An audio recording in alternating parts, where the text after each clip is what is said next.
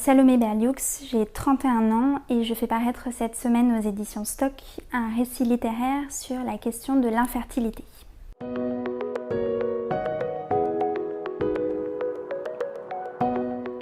La peau des pêches, c'est d'abord une histoire d'amour, l'histoire de Diane et d'Aurélien qui se rencontrent, tombent très amoureux, décident d'avoir un premier enfant et se retrouvent entraînés, bien malgré eux, dans un difficile parcours de procréation médicalement assistée. Une des questions soulevées par ce livre, c'est celle-ci: que devient une femme, que devient un homme, un couple aussi, lorsqu'il est confronté à une épreuve comme l'impossibilité de fonder une famille? Aurélien et Diane vont devoir se réinventer, vont devoir changer profondément. Changer dans leur rapport à eux-mêmes, leur rapport à leur couple, leur rapport à leurs amis, à la pression sociale, à leur famille et surtout dans leurs espoirs et leurs projets.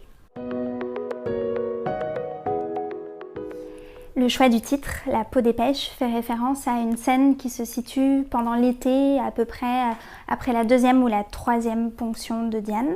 Il fait référence à une séquence dans laquelle des proches font parfois preuve d'un peu de bienveillance, certes, mais aussi d'indélicatesse dans le choix des mots qui peuvent être portés sur la question de l'infertilité. Je pense que certaines et certains d'entre vous s'y retrouveront sans doute.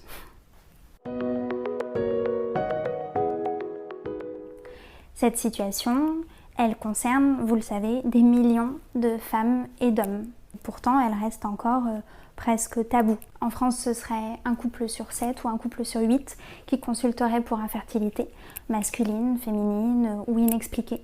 Et pourtant, on n'en parle pas. Peut-être parce que c'est un sujet qui fait peur, l'infertilité, peut-être parce que certains le considèrent comme un peu honteux, peut-être parce qu'il met les gens mal à l'aise.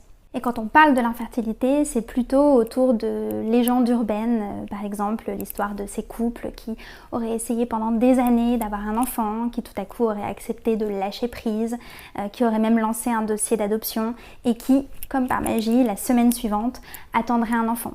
Ou autour de conseils avisés et parfois même d'injonctions, notamment auprès des femmes.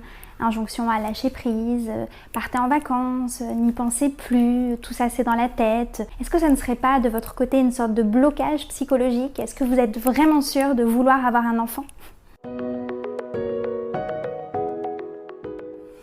C'est bien sûr un récit qui est aussi tiré de mon expérience personnelle et de celle de mon compagnon. Depuis des années maintenant, en partant du désir d'enfant, à l'apprentissage de la fécondation in vitro, en passant par les échecs à répétition, beaucoup d'échecs, la rencontre avec différents médecins, plus ou moins attentifs, plus ou moins bienveillants, et puis la vie qui continue de passer malgré tout.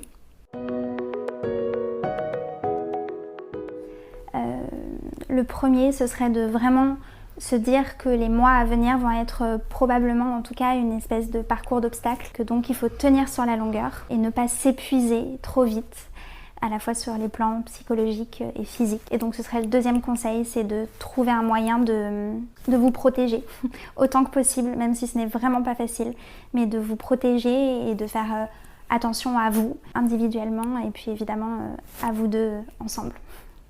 J'espère que ce livre vous plaira, j'espère même qu'il pourra peut-être aider certains d'entre vous. En tout cas, j'ai vraiment cherché à trouver les mots sur lesquels j'aurais aimé tomber, moi, il y a plusieurs années maintenant, quand je suis tombée dans ce processus, et que j'ai parfois trouvé sur certains comptes Instagram comme celui-ci, et grâce à vous. Donc pour ça, merci. Et bonne lecture, et bon courage à vous toutes et vous tous.